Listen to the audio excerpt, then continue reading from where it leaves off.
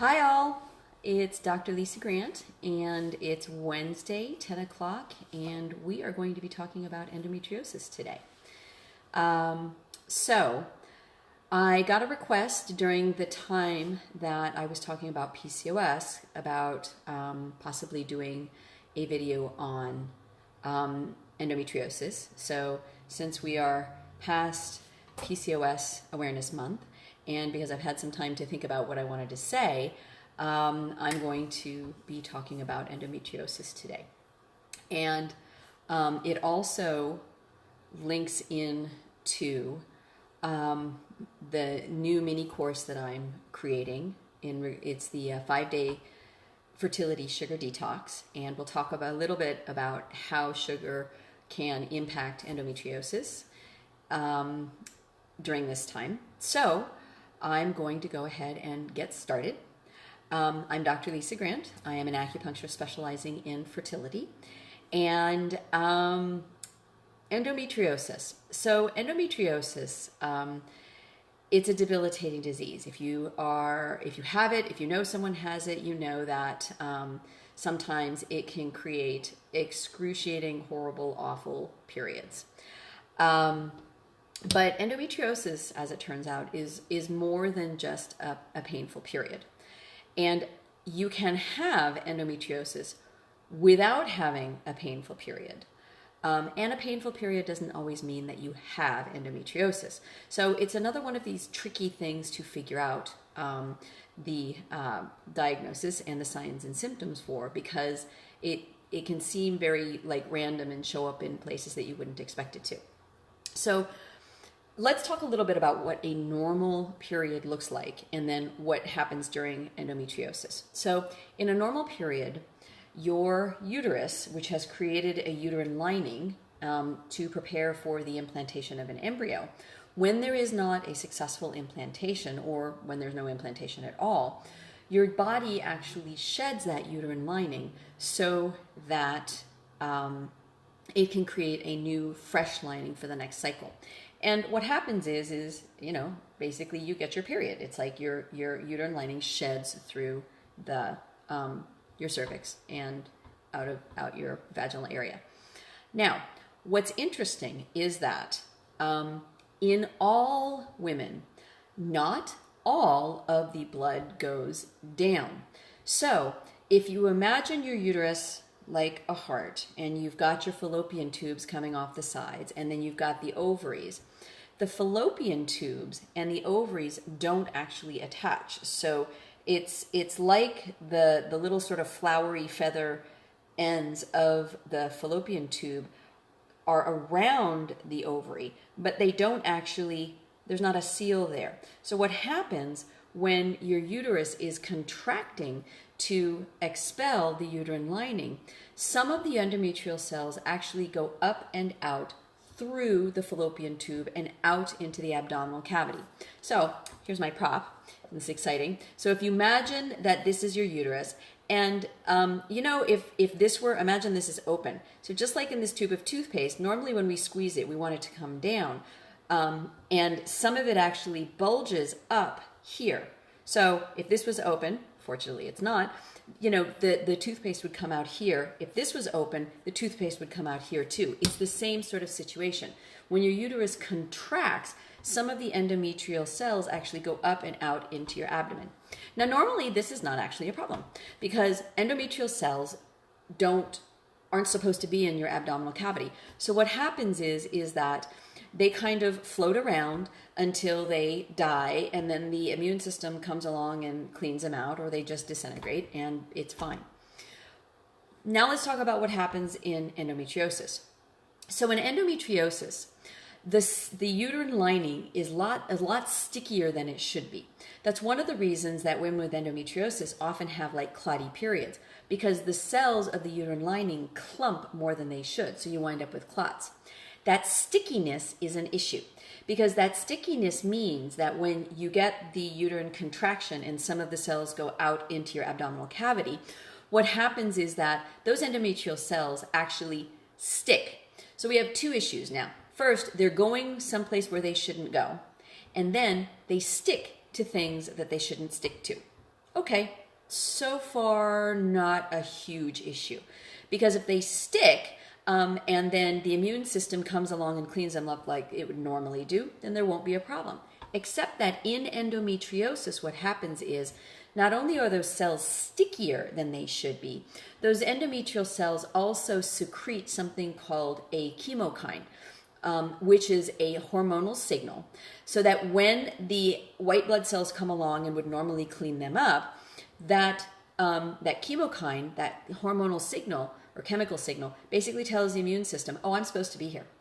So the immune system, instead of doing a cleanup job on the endometrial cells, which are in your abdominal cavity, where they shouldn't be, and clean them up and take care of it, the immune system gives those endometrial cells a pass because they're being signaled chemically that, oh, they're supposed to be there. And some of those chemicals, some of those chemokines that the endometrial cells are secreting are actually inflammatory. Okay, and that inflammatory signaling is actually part of the reason that women with endometriosis are in pain a lot, because those endometrial cells are like signaling, and those signaling cells are inflammatory. The final insult in endometriosis is that those cells, all cells in your body, actually have a natural lifespan. And that natural lifespan, when the cell gets to the end of that natural lifespan, it's supposed to die. That's called apoptosis. It's basically a natural kill switch in the cell. Once it's reproduced a number of times, or once it's hit the end of its lifetime, it's supposed to die. The problem is that endometrial cells, they have not, that kill switch has been turned off, or it's been drastically lengthened. And so what happens is, instead of dying a natural death and just cleaning up and getting out of the way, those endometrial cells aren't dying, they're actually splitting and reproducing. So what happens is they go where they're not supposed to go, they stick what they're not supposed to stick to, they don't get cleaned up the way they should, and they don't die like they ought to. And that creates the problem of endometriosis, because those cells, once they're in the abdominal cavity, can migrate anywhere. They tend to stay in the abdominal area, but they can deposit anywhere and start to create what's called an endometrial cyst or an endometriomata. Say that 10 times fast. And these endometriomata will stick to different organs. A very common place for them to stick is on the outside of the uterus, so that cramping is worse when a woman has her period. It's common to have them deposit, for whatever reason, around the anal area. So often women with endometriosis will notice that defecating during their period is really painful, and that's because those cells are swelling up. And they can also, because of that stickiness, they can cause normal tissue to actually stick together. So you can have intestinal pain or just general abdominal pain because the endometrial cells act like glue, and they're sticking together tissues that were never meant to stick together. Normally tissues have sort of a coating on them, it's called the omentum, that allows them to slide against each other and not stick. Endometriosis basically makes them stick. It's like a Band-Aid. You know how when you take a Band-Aid off, it like pulls on the skin and it hurts? Or if you put a Band-Aid like on your elbow, when it's flat, if you bend it, then it's like it pulls and it hurts. It's the same idea. Adhesion makes things, it reduces mobility, and it makes things hurt more. So that's what happens. That's the process of what happens in endometriosis, and why endometriosis is weird, because those cells continue to respond to the hormonal signals that your brain is sending out throughout your cycle. And so because they're not dead, and because they're in places where they shouldn't, they can cause pain in all sorts of weird areas. Now, what some of the symptoms of endometriosis is painful menses, excess bleeding, so really heavy periods, clotty periods, painful sex, because those cells can also deposit around the outside of the cervix. And so painful sex, I often ask my patients who I suspect might have endometriosis if sex is painful, because for me that's a flashing neon sign that says this might be endometriosis. Indigestion, because when you're in digestion, your intestines can't move the way they should normally. That can cause some pain. Just pain in odd places. I've treated patients who have hip pain, or pain like in their legs, and that's the endometriosis. and nausea, because just the pain itself can cause nausea, but also it can cause intestinal issues. And it can be all of those things, or it could be none of them. Endometriosis is sneaky. I've had patients who the only sign of their endometriosis was a 21-day cycle. They went through treatment, they went through my online fertility reset course, their lifestyle was cleaned up, they were taking, my fertility boosting herbs, and nothing changed. And once I get to a certain point in treatment, if I'm not noticing the changes that I would expect, I will often send patients out for consults with the, a note to the reproductive endocrinologist. Something's weird, something's going on. And sure enough, that patient who had the 21-day cycles, no matter what we did, she wasn't ovulating, which I knew because she was basal body temperature charting. I just couldn't figure out why. And it turns out that when he did laparoscopic surgery, because he agreed, he says something is very strange. Her ovaries were completely cased in endometriosis. No pain, sex was fine, zero of the sort of normal standard symptoms of endometriosis, except for the fact that we couldn't do anything about this 21-day cycle, and it was because the endometriosis was completely surrounding her ovaries. So the doc went in and cleaned it up. Now, what does that look like? So one of the gold standard for diagnosis endometriosis is actually laparoscopic surgery. It's when they do, drop a camera basically in through your belly button and they take a look around, because what they're doing is they're looking for those endometriomata, those endometrial cysts. Oh, by the way, they also go by the charming name of chocolate cysts, because dried blood, as you know, gets very dark. So they look like little brown lumps. And so that laparoscopic surgery, what they're doing is they're looking around for these endometrial cysts that are, the gold standard for endometriosis. There are other things that can kind of suggest endometriosis. For example, if I have a woman who has very high levels of estradiol on day 2 or 3, and she has a lot of the other signs and symptoms of endometriosis, I might suggest to her if that she might have endometriosis, or, and that we might need to look into this, again, if my treatment isn't making any progress. There is a test out where they can do an endometrial biopsy that is, again, indicative of endometriosis. But endometriosis, unfortunately, does not have a simple blood test where it tells you, yep, this is definitely endometriosis. We need to deal with this, because in many ways endometriosis is a functional, that means basically, the cells aren't acting the way they should, problem. Absolutely, there are hormonal imbalances and there are lifestyle issues that contribute to it, but there isn't a loud and, obvious sort of symptom that endometriosis is going on, which is one of the reasons women can have endometriosis for years and have, mild symptoms or other symptoms and not get diagnosed with it. Because the endometrial surgery, or the laparoscopic surgery is a major undertaking.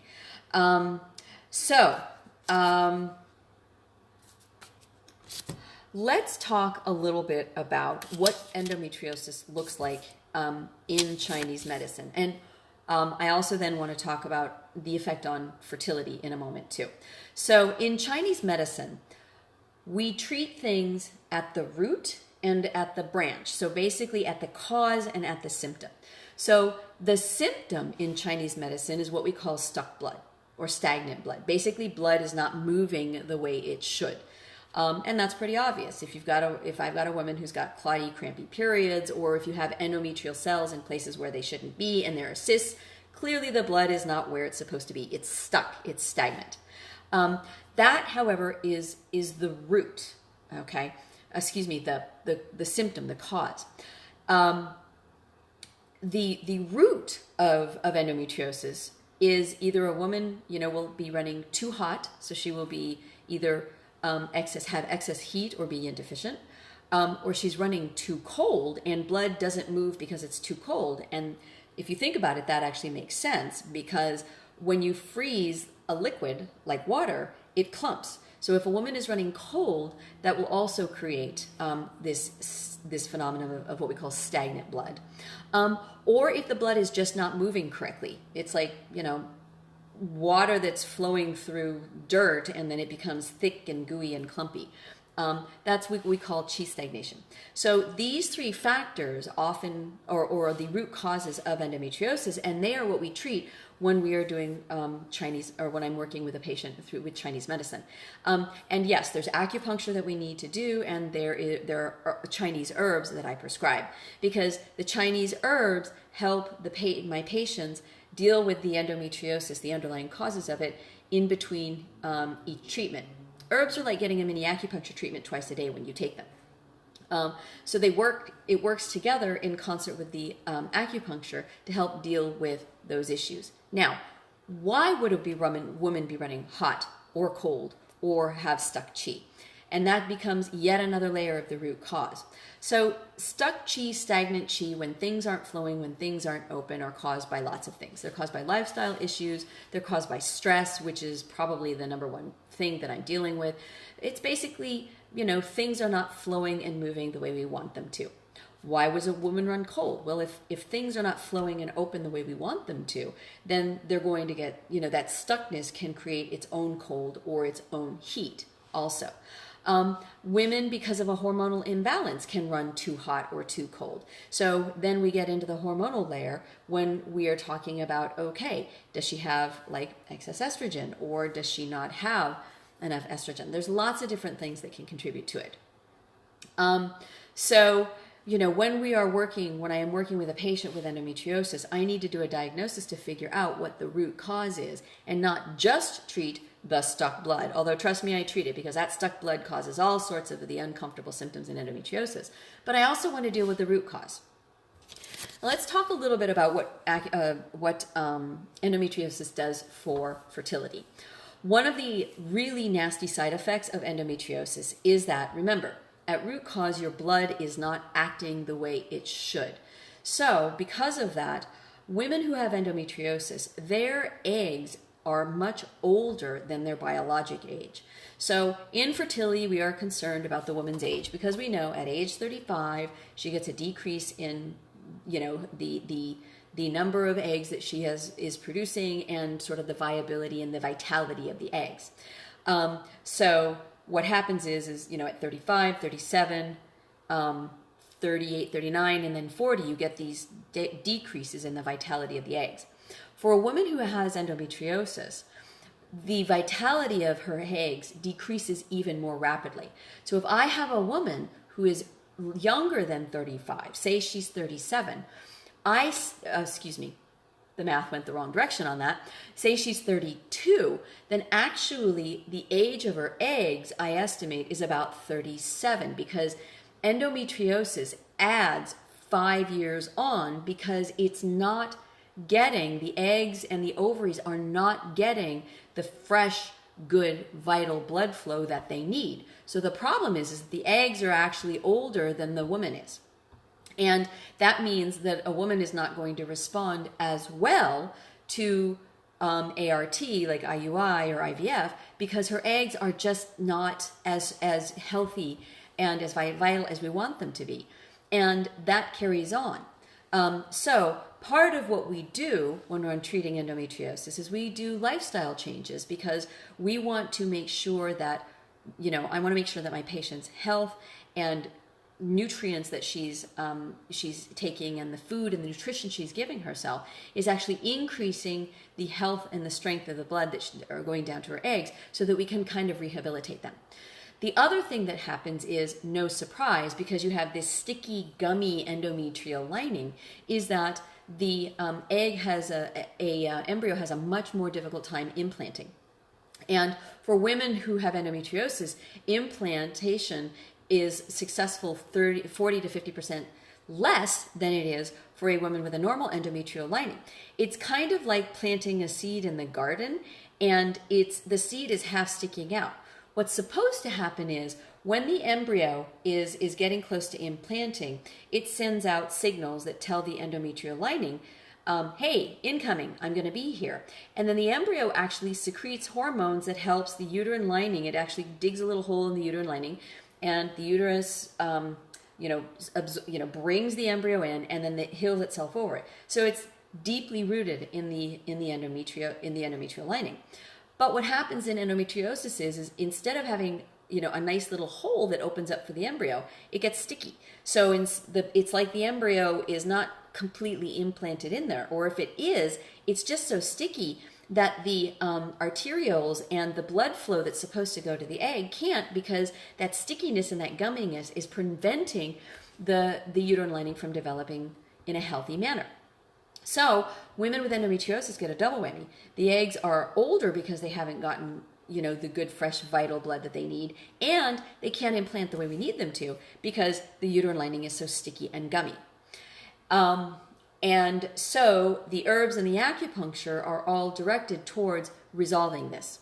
Unfortunately, there really isn't anything in Western medicine that is comparable that will help women with endometriosis because there's no medication to help deal with endometriosis to improve fertility.